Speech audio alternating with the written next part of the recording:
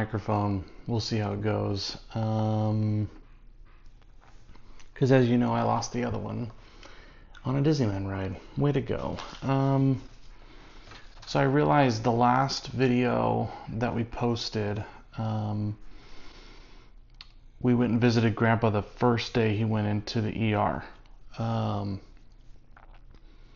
I haven't posted since. On Instagram, I've given a couple updates, but not on here. So I wanted to do an official update, and I haven't filmed because the last week has been us in and out of the hospital, baseball games, dance practice, school. It's been a lot. And then, balancing driving out to go see Grandpa as often as possible. It's a lot. The kids are not going to see Grandpa in the last week. It's been just me. The kids are a little afraid of the hospital and afraid to see Grandpa hooked up to everything, but he did request to see them. So I asked the kids if they wanted to. He's much more alert, and we're going to work something out.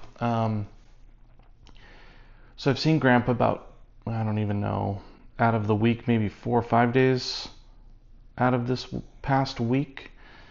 Sometimes after work, sometimes during the day. Today was during the day.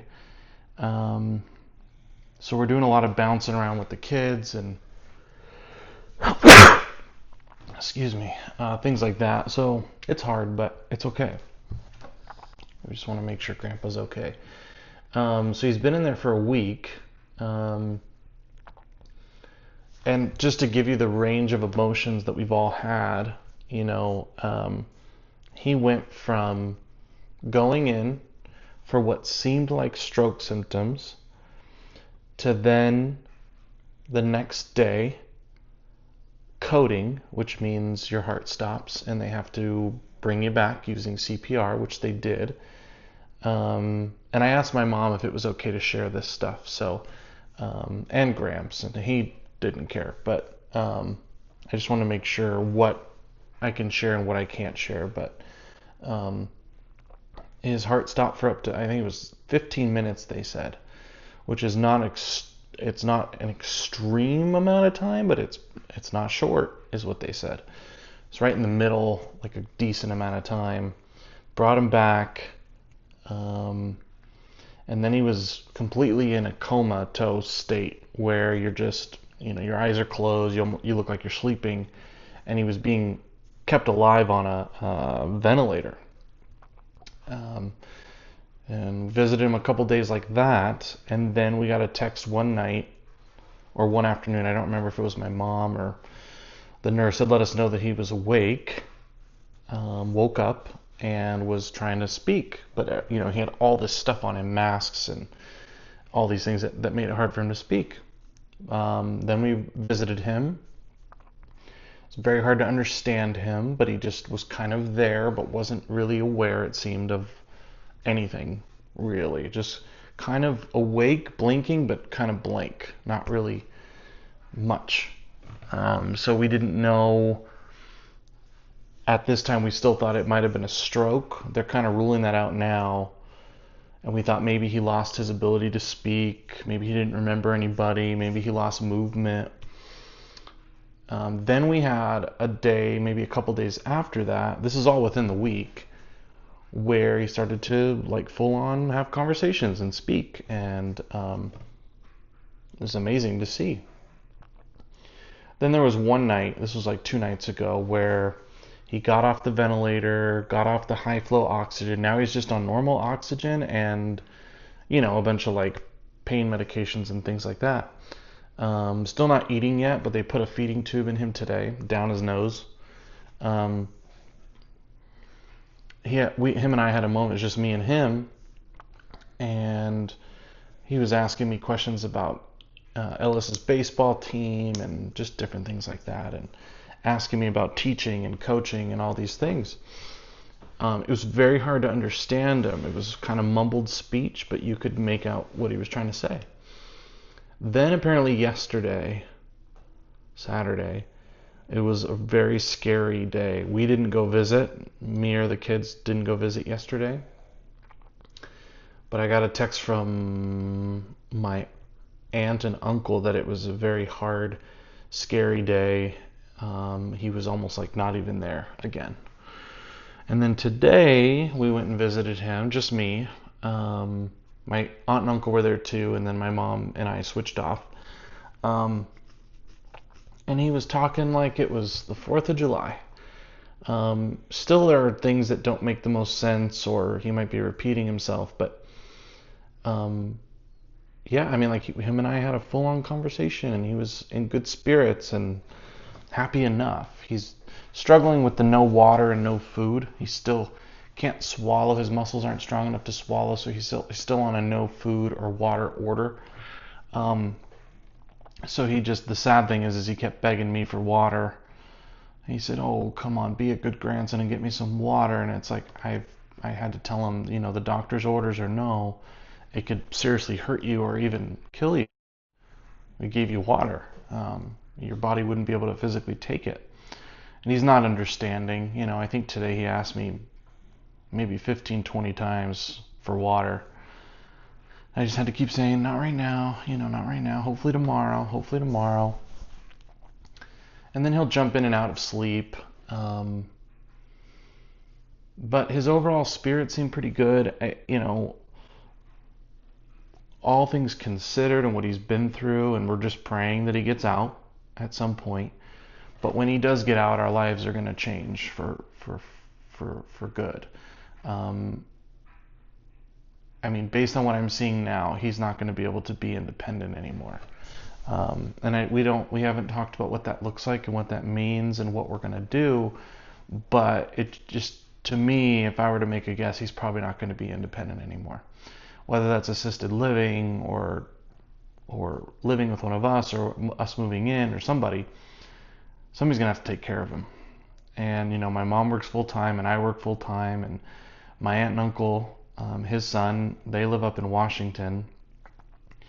So it would point towards, some major changes are going to happen in order to take care of him. And, my mom and I promised him a long time ago that when this time came, we would take care of him, whatever that looked like. And I know back in the day, he said he didn't want to go to an assisted living area or whatever, but, that might have to happen. Anyway, we haven't had those conversations yet, so I don't want to speculate. It's just based on what I'm seeing, it looks like he's going to need help when he gets out of the hospital eventually. But I'm so proud of how strong he is, how much of a fighter he is. We knew this. Nobody doubted it.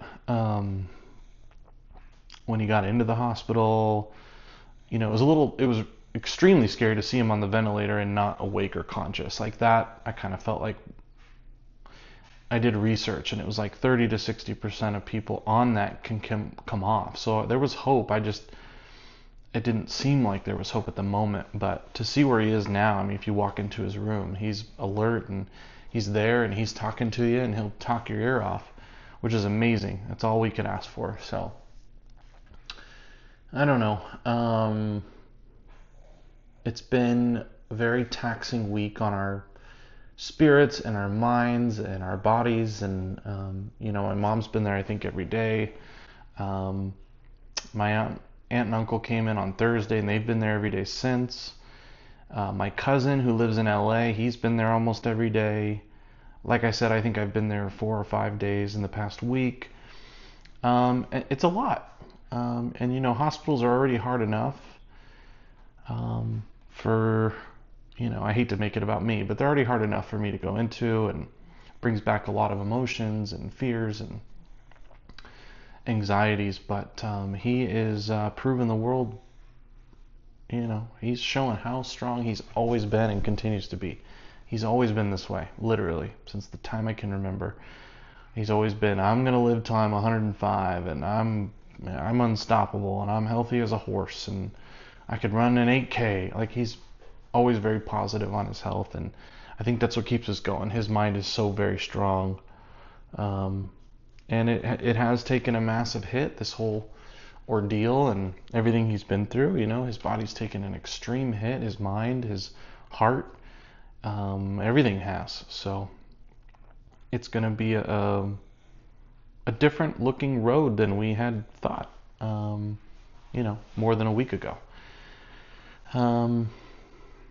So I just wanted to give you guys an update on how he's doing. But where we were a week ago to where we are now, I mean, it's night and day. If you were to walk into his room, you might think, oh boy, but what we've seen and where he's at now, it's amazing to see the miracles that are happening. So thankful to all the doctors and staff that work with him. I mean, they're all amazingly kind. Just like Jenny's doctors, just always so kind and explaining everything. And if we need any, like, they're always helping us, and they're amazing people. Update on us. I just haven't filmed because of this back and forth. We had a baseball game.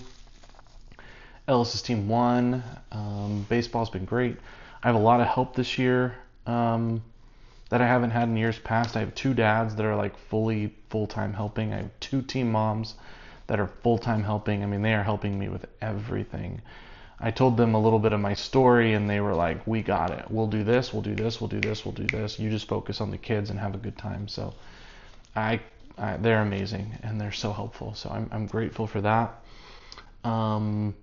We have a lot of end of the year stuff coming up, like performances and baseball games, and end of the year school performances for my kids. I mean, there's a lot coming up, and it's about the last month and a half, so it is go time. This week I've also been doing taxes. That's been another thing that just takes a lot of tedious work.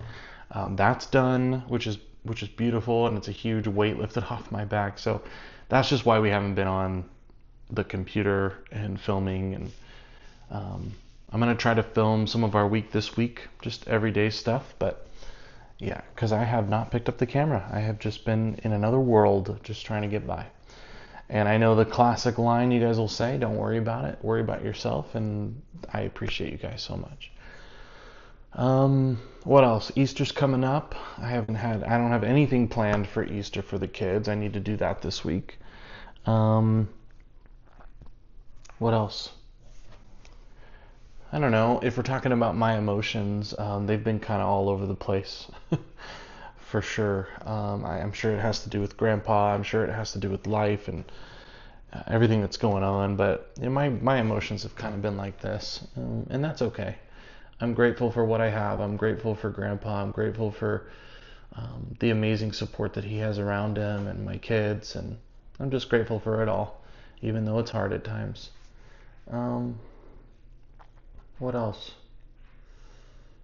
I don't know. Been having a lot of vivid dreams lately. None with Jen, but just like these. I can picture things in my dream, and I normally don't dream at all. And I've just been having the most vivid dreams. I can't tell you what they're about because I can't remember, but they are so vivid. They are so there. And I wake up feeling like I just, did whatever I did, and then I'm in my house. It's weird.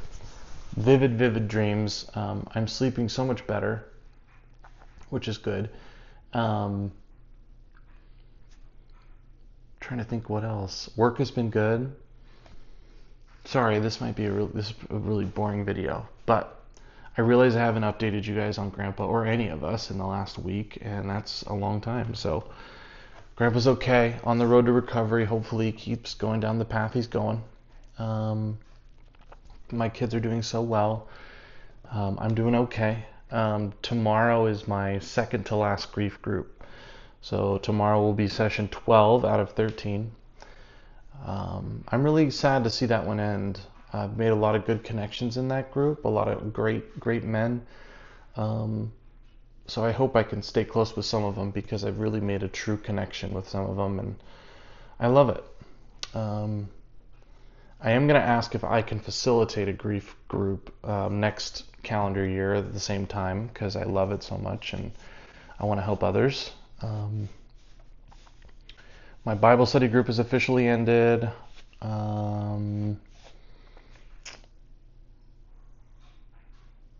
Yeah, I don't know what else. That's it. There's an update, a quick update. So I'll see you guys in the next video, whenever that is. I'm going to try to film either tomorrow or the next day, just our life, just things that we're doing. So love you guys. Thanks for all the prayers and support for great grandpa. keep him in your prayers. He needs them, but he's in good spirits, and that's what's most important. So we'll just keep on going. Love you guys, and we'll see you soon.